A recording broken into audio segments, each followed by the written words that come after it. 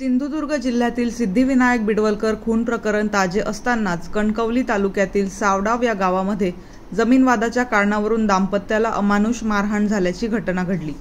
या घटनेनंतर ठाकरे शिवसेनेकडून याचा जोरदार निषेध व्यक्त करण्यात आला आहे।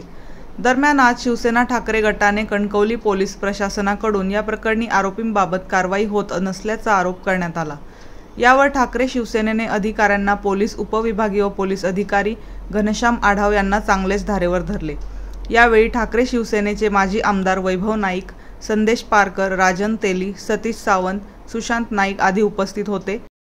माझा हात फ्रॅक्चर मी तिकडे गेली, त्यांचे जॅकेट काढलेलं होतं आणि त्यांचा टी शर्ट काढायचा प्रयत्न त्यांनी केला। लगेच म्हणतो हिला उघडी करणार मी, आज हिला ठार मारणार। हे महिलावर अत्याचार चाललंय बघा काय ते। आणि साहेब एवढं असून महिलांवर अत्याचार विनयभंगाचाच प्रकार झाला ना। तुम्ही गप्पा कसं बसला? एवढे कपडे